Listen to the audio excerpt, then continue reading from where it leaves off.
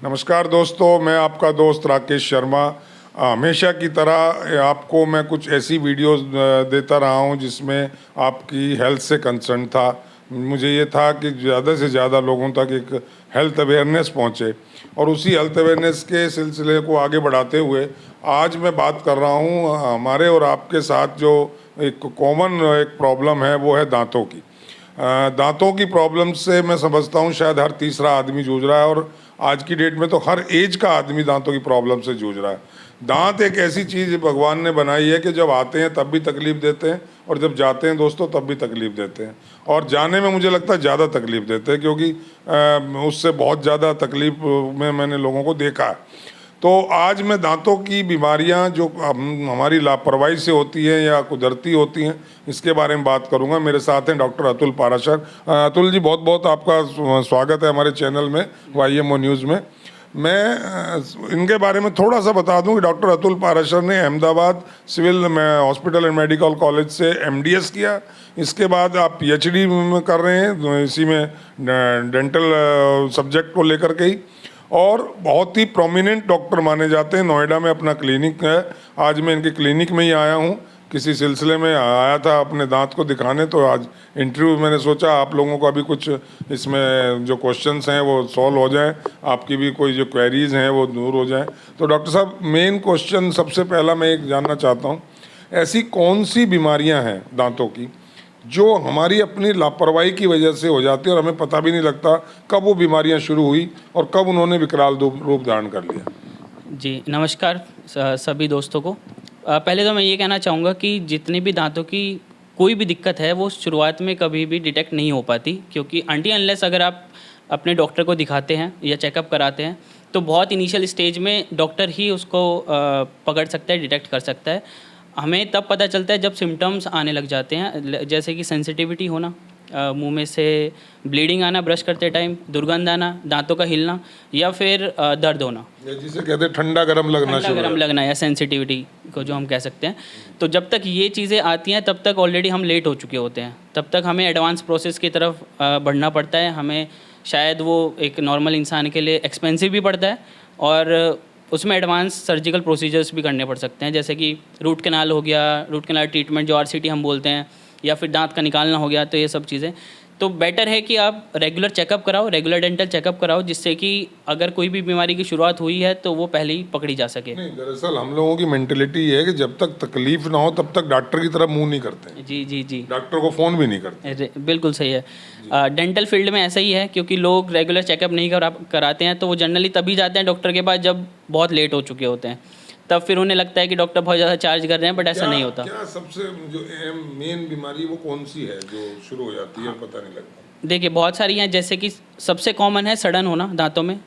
शुरुआत में वो एक सिर्फ आपको दिखेगा कि वहाँ पे एक सिर्फ काला सा एक स्पॉट है, जिसे हम लोग कहते हैं कीड़ा लगना। लेकिन वो शुरुआत में बस आपको एक हल्का सा स्पॉट दिखेगा जिसमें कोई दिक्कत नहीं रहती है, तो इसलिए लोगों को नहीं पता चल पाता है। जब वो एडवांस हो जाता है तो और बड़ा रूप धारण कर लेता है, तो वो ज़्यादा दांतों को खोखला कर देता है अंदर से। फिर उसमें दर्द होना, सेंसिटिविटी होना, झंझनाहट होना, या फिर दर्द होना या सूजन आना, तब ये दिक्कतें आती हैं। फिर उस टाइम पे उन्हें डेंटिस्ट, वाकई में कोई कीड़ा होता है या ये हम अपनी लोकल भाषा में इसको अपनी भाषा में बोलते हैं कीड़ा? जी वो क्या होता है? डिके होता है वो दांत का? ये एक बैक्टीरियल इन्फेक्शन होता है जिसे हम दांत का सड़ना बोलते हैं, जिसको लेम लैंग्वेज में बोला जाता है कि ये कॉमन लैंग्वेज में बोला जाता है कि दांत में कीड़ा हो गया। ऐसा कोई कीड़ा नहीं होता है। कीड़ा is like a microbial infection. वो एक बैक्टीरियल इन्फेक्शन होता है जो दांत को गला देता है। वही गलता हुआ दांत फिर हमें खोखला दिखाई देता है या ब्लैक दिखने लग जाता है, ब्लैक ब्राउन। कीड़ा सपोज एक दांत में लगा है, जो इन्फेक्शन हुआ एक दांत में शुरू हुआ, ब्लैक स्पॉट आना शुरू हुआ, क्या वो दूसरे दांतों पर भी इफेक्ट करने शुरू कर देता है? नहीं, एक दांत में हुआ कीड़ा दूसरे में तब तक नहीं जाता, या तो वो उसके कांटेक्ट में है दांत जो पास वाला है, अदरवाइज़ हम साफ़ सफाई नहीं रख रहे हैं। अगर साफ़ सफाई नहीं रख रहे हैं तो वो एक कीड़ा जहाँ पे हुआ है वो बाकी दांतों में भी हो सकता है, लेकिन वो ऐसा नहीं है कि वो उस दांत में से ट्रांसफ़र होकर किसी दूसरे दांत में चला गया है। वो इंडिविजुअली होता है अगर साफ़ सफाई नहीं रखते। दांत में भी ऐसी हुआ जैसे पहले दांत में कुदरती हुआ। हाँ, वो साफ़ सफाई नहीं रखना, उसकी वजह से खाने का चिपका रह जाना, वहाँ से बैक्टीरियल इन्फेक्शन होना, और उस बैक्टीरियल इन्फेक्शन की वजह से दांत का सड़ना। एक और कॉमन भाषा में हम लोग बोलते हैं पायरिया। जी तो ये क्या है पायरिया? ये भी लापरवाही की वजह से होता है? बिल्कुल बिल्कुल। इसमें होता क्या है कि जब हम दांत की सफाई अच्छे से नहीं रखते हैं, उसकी वजह से दांतों के ऊपर एक परत जमी रह जाती है खाने की। वही परत आगे जाके हार्ड हो जाती है और फिर हम उसे ब्रश से नहीं निकाल पाते। वही जो परत है जो हार्ड हो गई है दांत के ऊपर, वो हमारे मसूड़ों को हार्म करती है या मसूड़ों को नुकसान पहुंचाती है। मसूड़ों में सूजन आ जाती है, मसूड़े के नीचे हमारी हड्डी होती है, फिर हड्डी का लॉस होना शुरू हो जाता है या हड्डी का घिसना शुरू हो जाता है। यही चीज़ अगर बहुत ज़्यादा एक्सटेंसिव रूप धारण कर ले या बहुत बड़ा रूप धारण कर लेती है तो हमारे दांत का हिलना, दांतों में दर्द होना या फिर मसूड़े में पस बन जाना, ये सब दिक्कतें आती हैं और उसे हम फिर पायरिया का नाम देते हैं। तो एक पायरिया हो गया, एक आपने वो कीड़ा लगने की बताई। दांतों में सड़ा। तीसरा, अचानक कभी कभी कुछ नहीं होता है और दांत में एकदम बहुत तेज दर्द होता है, वो उसके रीजंस क्या होते हैं? देखिए, अगर दांत बिल्कुल सही है और फिर भी आपको दर्द महसूस हो रहा है या आपको एक बहुत ही मीठा सा कंटिन्यूस दर्द अगर महसूस होता है, तो हो सकता है कि आपके मसूड़े में दिक्कत है। जब दांत ठीक होते हैं लेकिन दांतों के बीच में स्पेस बन जाता है क्योंकि वहाँ पे पायरे की दिक्कत हो या खाना का कोई पार्टिकल फंसा रह जाता है जो नहीं निकाल पाते, और वही फिर अल्टीमेटली आपके गम्स में या मसूड़े में इन्फेक्शन कर देता है। तो वो दर्द अचानक से जो होता है वो आपको फिर उस मसूड़े की वजह से है, ना कि दांत की वजह से।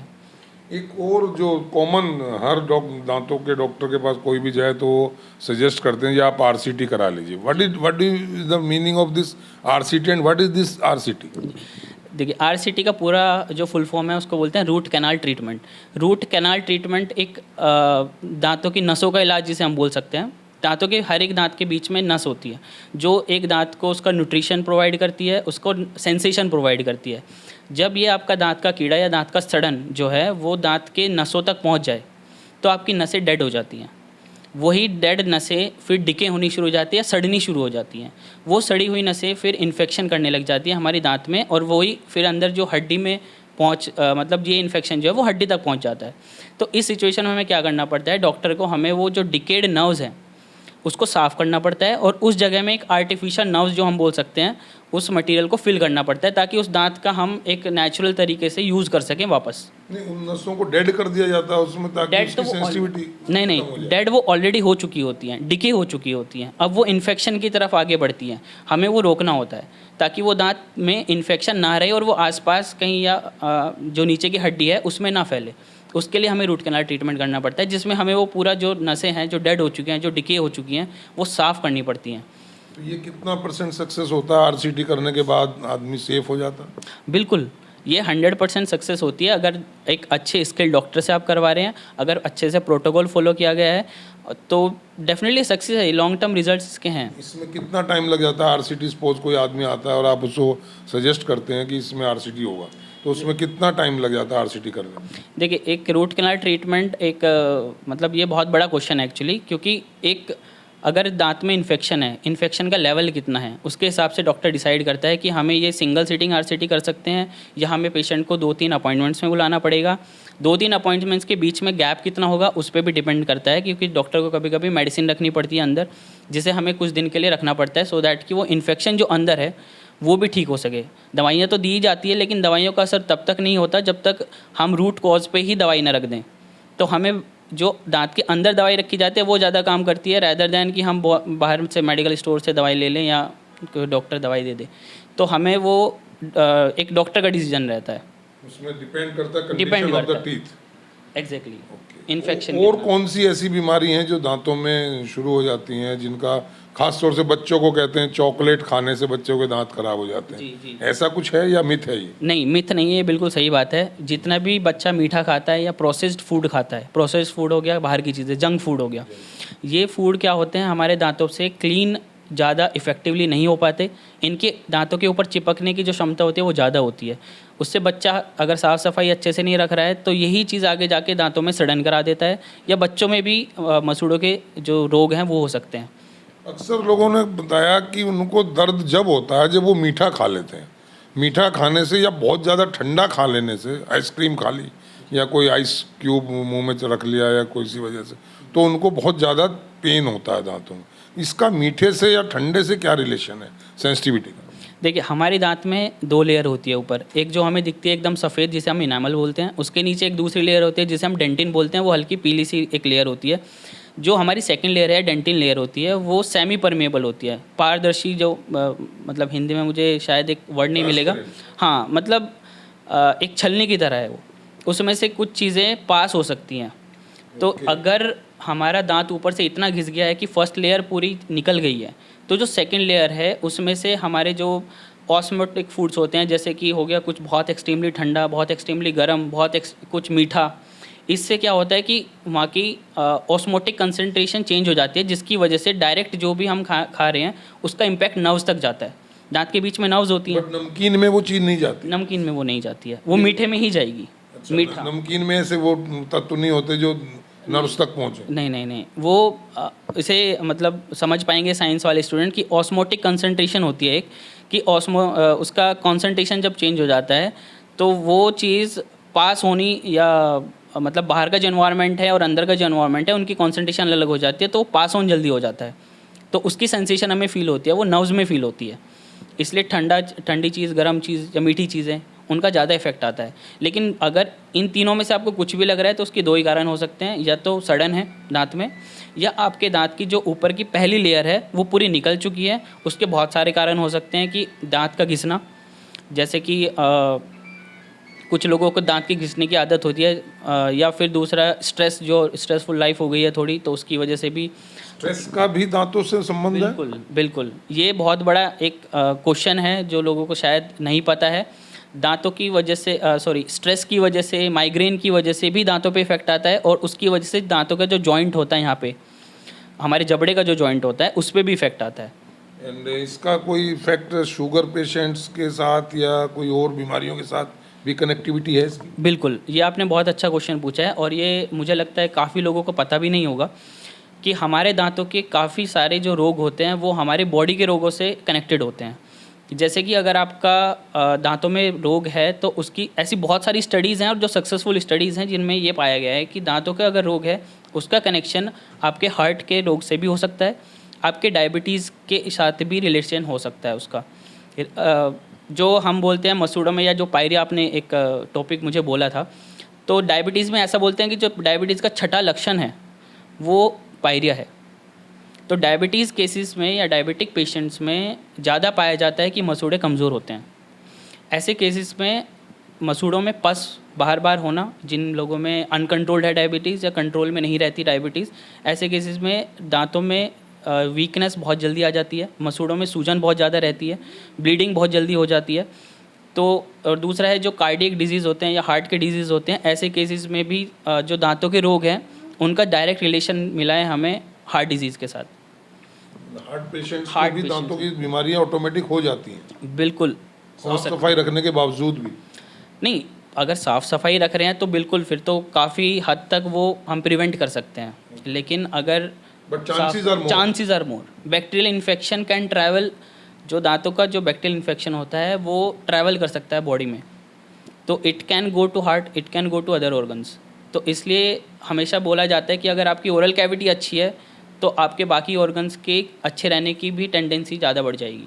कई बार कुछ लोगों ने बताया कि जब उनको दर्द होता है दांत में तो वो रिकॉग्नाइज नहीं कर पाते कि मेरे कौन से दांत में दर्द है, और कई बार दर्द दांत में लगता है कि नीचे वाले में होता, ऊपर वाले में, या कौन से दांत में साइड में दर्द है, या ये एग्जैक्टली लोकेट नहीं कर पाते खुद में, और वो दांत में कोई चीज़ या तो कोई पिन लगाते हैं या कोई माचिस की तिल्ली टाइप कुछ अंदर करते हैं। क्या वो ठीक है, और उसको कैसे रिकॉग्नाइज करें कि कौन से दांत में है, ताकि उसी को दांत को छेड़ा जाए, दूसरों को ना छेड़ा जाए? जी देखिए, अगर एक तो पहले जो आपने बताया कि हम जो भी घर में कुछ भी मिलता है और अगर दांतों में कुछ दिक्कत रहती है, मसूड़ों में रहती है, हम डायरेक्ट उससे मतलब दांत के बीच में डाल देते हैं, जैसे कि पिन हो गया है ना, या फिर माचिस के वो स्टिक हो गई, तो ये सब बिल्कुल भी नहीं करना चाहिए। पहले तो है कि अनस्टेराइल ऑब्जेक्ट होते हैं, अनस्टेराइल मतलब ये स्टेरलाइट मतलब डॉक्टर साहब आपने देखा होगा रेस्टोरेंट्स में भी वो जो टूथपिक बोलते हैं वो रखी होती हैं बाहर, जो सौंफ के साथ साथ, तो वो कितना नुकसानदेह है वो उनको यूज़ करना? नहीं, अगर वो साफ़ है, अगर वो पहली बार यूज़ करी जा रही है, अनटच्ड है, मतलब ऐसा नहीं है कि मैं ही सब लोग एक ही जगह से ले रहे हैं और सबके हाथ गंदे हैं और एक ही जगह से वो उठाई जा रही हैं, तो फिर मुझे लगता है कि वो कंटेमिनेशन बढ़ा सकती हैं। अदरवाइज़ उसे क्लीन करके फेंक देना इज़ बेटर ऑप्शन। वो डिस्पोजेबल होती हैं, एक बार यूज़ करो और थ्रो इट। लेकिन उससे भी बहुत ज़्यादा विग्रसली या हम जो ज़ोर से करते हैं सब दांतों में, वो नहीं करना चाहिए, उससे मसूड़ों को नुकसान होता है। उसके लिए अलग से उसको डालने से खून सा भी आ जाता है कई बार। एग्जैक्टली क्योंकि हम बहुत ज़्यादा प्रेशर से उसको साफ़ सफाई करते हैं, उससे दांतों के बीच में हम उसे डाल के साफ़ करने की कोशिश करते हैं, लेकिन उससे हमारे वो मसूड़ों को ज़्यादा इंजरी कर देता है। मसूड़ों के बीच में अगर कुछ फंसा है तो उसके लिए पर्टिकुलर इंटरडेंटल एड्स बोला जाता है, जैसे डेंटल फ्लॉस हो गया, इंटरडेंटल ब्रश हो गए, जो दांतों के बीच में करने के लिए स्पेशली मिलते हैं मार्केट में। तो ऐसी बहुत सारी चीज़ें अवेलेबल हैं जो साफ़ होती हैं, जो स्टेराइल होती हैं। आपने ब्रश की बात की, टूथ ब्रश मार्केट में 5 रुपए से लेकर के और 200 रुपये तक का है या 250 रुपये तक का है। ये एक बड़ा कंफ्यूजिंग मैं कहूँ सिनेरियो है या एक चैप्टर है। आम आदमी को समझ ही नहीं आता कि वो किस टाइप का कौन सा ब्रश यूज़ करे। ख़ास तौर से जो छोटे बच्चे हैं, आजकल तो 4 साल का बच्चा, 3 साल का बच्चा भी ब्रश यूज़ करता है। तो ब्रश कौन सा यूज़ करना चाहिए और उसके बारे में क्या सावधानी होनी चाहिए। और एक और उसी में ब्रश से रिलेटेड मैं पूछना चाहूँगा कि एक ब्रश को आप कितने दिन तक लगातार यूज़ कर सकते हैं, उसको फेंकने से पहले, मतलब उसकी कंडीशन देखें या उसका ड्यूरेशन ऑफ टाइम देखें। ये भी बहुत अच्छा क्वेश्चन है। एक्चुअली जो बाहर मार्केट में ब्रश मिलते हैं उनकी बहुत वैरायटी होती है, बहुत अलग अलग लेवल की हार्डनेस होती है। तो अगर आपके डेंटिस्ट ने पर्टिकुलर कोई ब्रश एडवाइस किया है तो वो अलग बात है, लेकिन अगर जनरली हम रेगुलर यूज़ के लिए अगर हम देखें तो हमें मीडियम या सॉफ्ट ब्रिसल्स वाला ब्रश यूज़ करना चाहिए। हर एक ब्रश के पीछे लिखा रहता है या ऊपर लिखा रहता है कि वो सॉफ्ट है, मीडियम है या हार्ड है। हार्ड ब्रिसल्स वाला ब्रश जनरली अगर आपके डॉक्टर ने नहीं रिकमेंड किया तो नहीं यूज़ करना चाहिए रेगुलर यूज़ में। उसे हमें मीडियम या सॉफ्ट की तरफ ही ज़्यादा यूज़ करना चाहिए।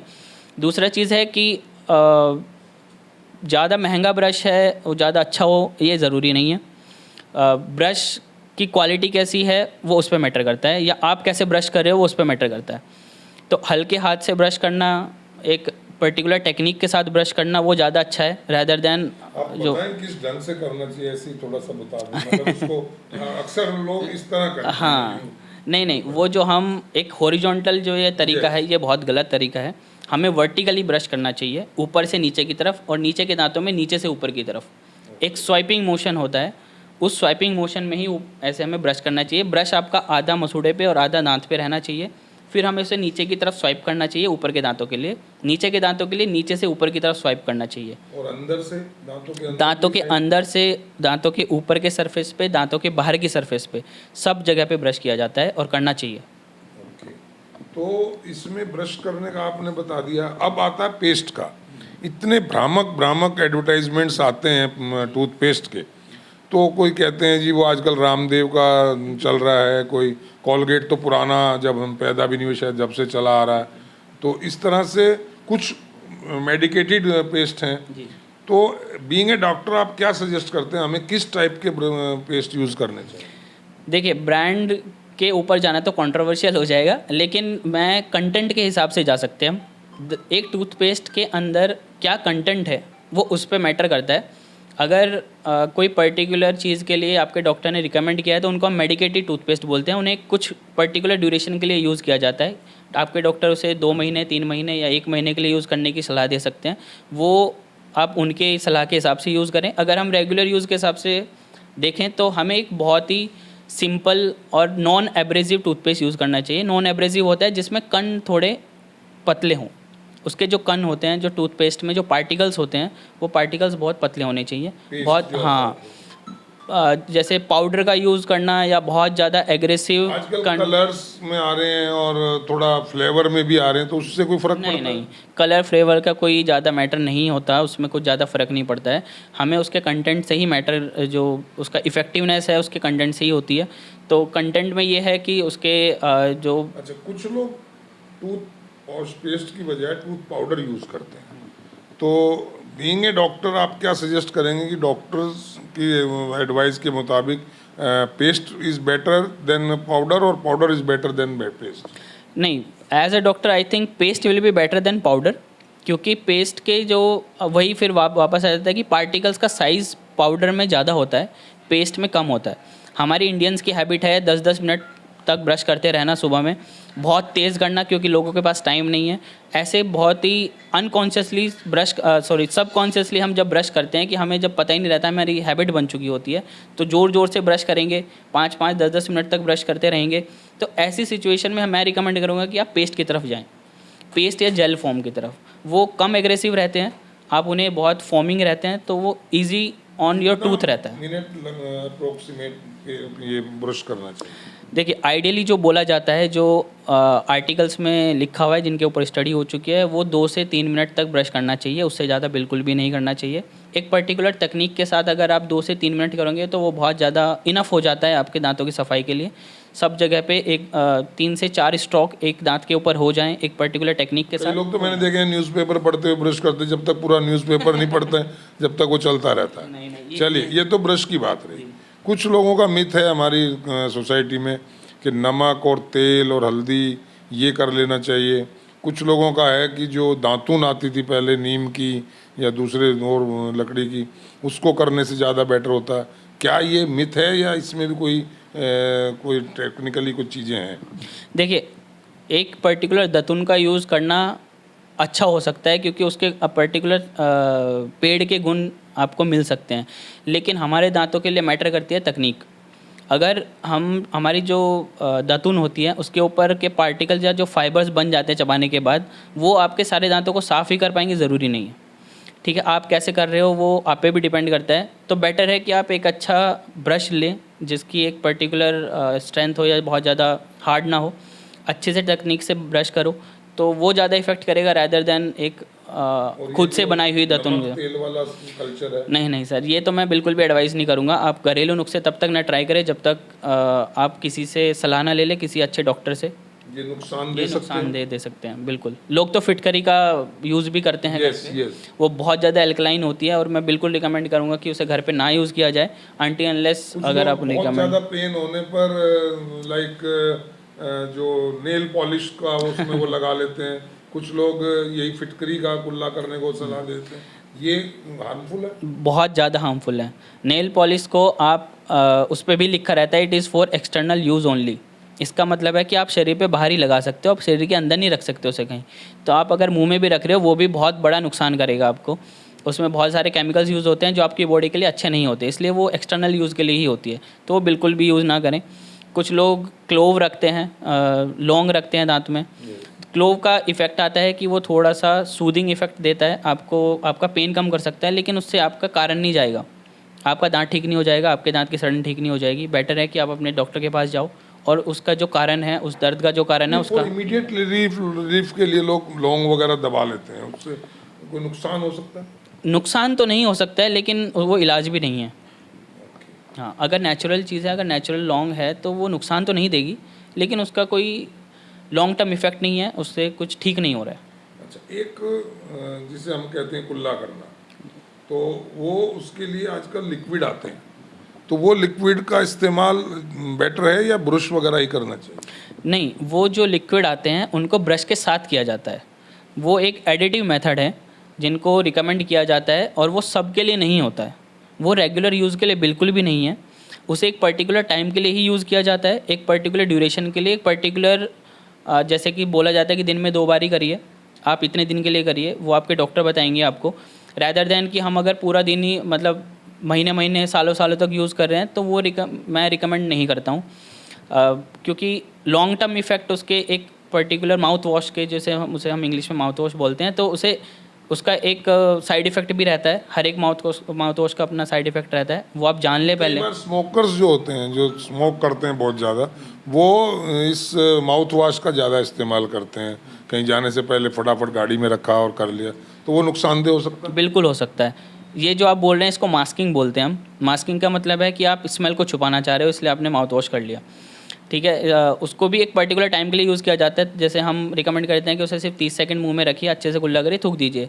1-1 मिनट तक अगर आप रख रहे हैं, कंटिन्यूस यूज़ हो रहा है, बहुत लंबे समय तक यूज़ कर रहे हैं, तो उसके बहुत सारे साइड इफेक्ट हैं जो आपको धीरे धीरे पता चलेंगे, आपके डॉक्टर आपको बताएंगे। तो उससे बेटर है कि आप वो चीज़ें ना करो। अगर आपको ऐसे आम नॉर्मल आदमी सोने से पहले ब्रश करे या सिर्फ दूध पिए, या कोई चीज़, रात को दूध ही पीते हैं ज़्यादातर लोग, या तो वो सिर्फ एक कुल्ला करके सिंपल पानी से वो सफिशेंट है? नहीं, कुछ भी अगर आप मीठा खाते हैं तो मैं हमेशा बोलता हूँ कि अगर आप दिन में खा रहे हैं तो आप एक रिंस कर लोगे तो ज़्यादा अच्छा है, लेकिन रात में सोने से पहले ब्रश बहुत ज़रूरी है, क्योंकि रात में जब हम सो जाते हैं अगर आप ब्रश नहीं करोगे तो मैंने आपको जैसे पहले बताया था, जो एक लेयर जम जाती है खाने की वो हार्ड हो जाती है, उसको हार्ड होने में 12 से 24 घंटे लगते हैं। अगर वो आप सो जाते हो तो वो सेमी हार्ड हो चुकी होती है, फिर आपको निकालना मुश्किल हो जाएगा। वही फिर आगे चीज़ें बढ़ती बढ़ती वो पायरिया का रूप धारण कर लेती हैं। तो बेटर है कि आप रात को सोने से पहले ज़्यादा ध्यान दें ब्रशिंग पे, सुबह से भी। जबकि अक्सर नहीं दे पाते हैं लोग रात बिल्कुल नहीं दे पाते हैं। ये कॉमन जो है, और हाँ जी। मैं समझता हूँ जो रूरल एरियाज हैं उनमें तो बिल्कुल भी रात का कल्चर नहीं। नहीं, एक्चुअली देखो, रूरल एरियाज़ में अवेयरनेस की अभी भी ज़रूरत है। वहाँ तक हमारी इन्फॉर्मेशन शायद अब तो पहुँच जाए डिजिटल माध्यम से शायद, क्योंकि लोग अब यूज़ भी ज़्यादा हो गया है यूट्यूब वगैरह या सोशल मीडिया का, लेकिन पहले तो बिल्कुल भी नहीं था, तो लोगों तक ये इन्फॉर्मेशन पास ही नहीं होती थी। चलिए, एक और लास्ट क्वेश्चन मैं कर रहा हूँ पब्लिक की तरफ से। लोगों का मानना ये है कि दांतों का इलाज बहुत महंगा कर दिया, खास तौर से प्राइवेट डॉक्टर्स ने, और सरकारी में सफाई वगैरह का पूरा ध्यान नहीं रखते तो लोग प्राइवेट डॉक्टर्स की तरफ भागते हैं। तो ये महंगा एक्चुअली है या इसको डॉक्टर्स ने ही इसको बहुत ज़्यादा महंगा कर दिया? नहीं सर, एक्चुअली देखो, जब एक डॉक्टर 8 साल 5 साल 8 साल की पढ़ाई करके आता है और उसके बैकग्राउंड के एक्सपेंसेस इतने ज़्यादा होते हैं, क्योंकि इन सब जो ट्रीटमेंट का कॉस्ट होता है वो डिपेंड करता है कि बैकग्राउंड कॉस्ट कितने हैं।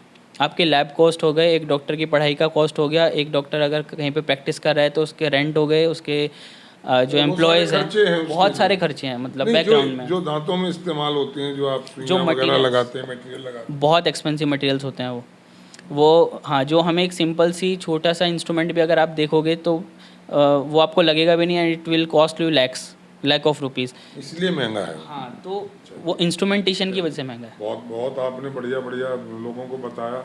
एक जनरल आदमी के लिए आप क्या एडवाइस करेंगे, एक आम आदमी के लिए जिसके पास पैसा भी नहीं है आप तक आने के लिए, और जो केवल और केवल प्रिकॉशन ले सकता है? सबसे मेन चीज है प्रिकॉशन जी, और वो कहते भी हैं कि prevention is better than cure. जी, सो क्या प्रिकॉशन ले एक आम आदमी जिसके उसके दांत बहुत समय तक ठीक रह सके?